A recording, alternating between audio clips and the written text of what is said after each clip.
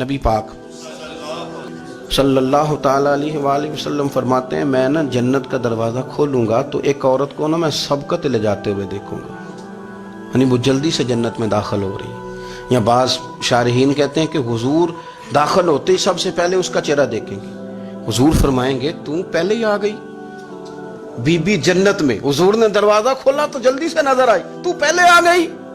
سب نے لکھا ہے کہ اس عورت کی شان یہ ہے کہ سب سے پہلے جنت میں گئی۔ میں نے حدیث پڑھی تو میں نے نیچے حاشیے میں لکھا، میں نے کہا میرا خیال یہ ہے کہ اس کی زیادہ شان یہ ہے کہ جنت میں اس کی سب سے پہلی ملاقات مدینے والے محبوب سے ہو گئی۔ یہ دیکھو کتنی بڑی شان۔ حضور فرمانے لگے تو کیسے پہلے ہی آ گئی، کون ہے تو؟ وہ کہنے لگی حضور میں بیوہ ہوں، میرے بچے یتیم تھے، میں نے ان کی خاطر نہ بیٹھی رہی، میں نے نکاح نہیں کیا، میں نے ان یتیموں کی پرورش کی، بیوہ بن کے زندگی گزار دی، ان یتیموں کے لیے بیٹھی رہی۔ اس کو جائز ہے، یہ کر سکتی تھی، لیکن اس نے سوچا کہ میں ان کی نگہبانی یتیموں کے لیے بیٹھی رہی۔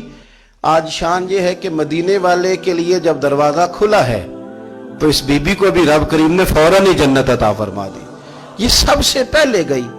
میں نے دیکھی ہیں ایسی عورتیں 23 سال میں بیوہ ہوئی پر عمر بچوں کے نام کر دی، اسے پتہ تھا کہ کل کو جب یہ بڑے ہوں گے تو ان کا آنا جانا الگ سے ہو جائے گا، ان کے تعلقات اپنے ہو جائیں گے، پر یہ بیٹھی رہی، اس نے بچوں کو وقت دیا۔ تو بچے تو کیا اس کو صلہ دیتے تھے، رب نے یہ صلہ دیا ہے کہ سب سے پہلے اسے جنت میں داخلہ عطا فرمایا۔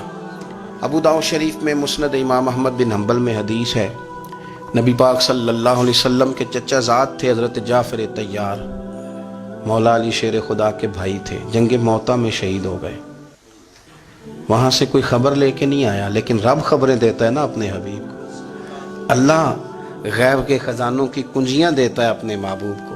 نبی کریم صلی اللہ تعالیٰ علیہ وسلم نا ان کے گھر گئے، ان کی زوجہ کا نام اسماء بنت امیس تھا۔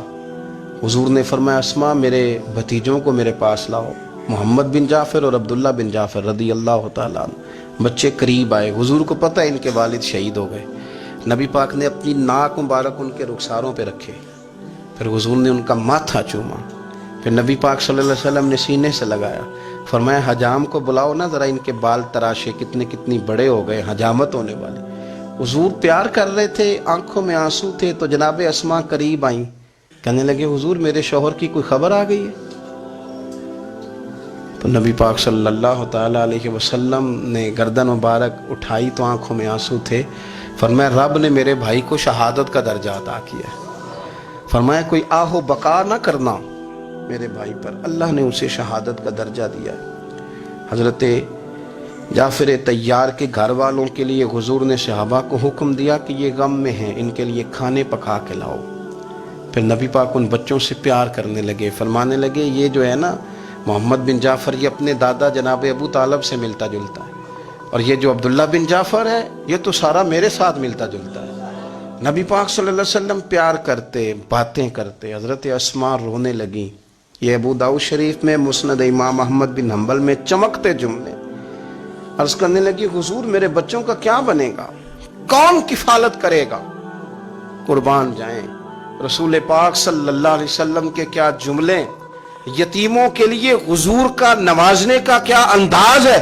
فرمایا اسماء تو فکر نہ کر، انا ولیہم فی الدنیا والآخرہ، فرمایا میں دنیا میں بھی ان کا وارث بنوں گا، قیامت کے دن بھی ان کا وارث بنوں گا۔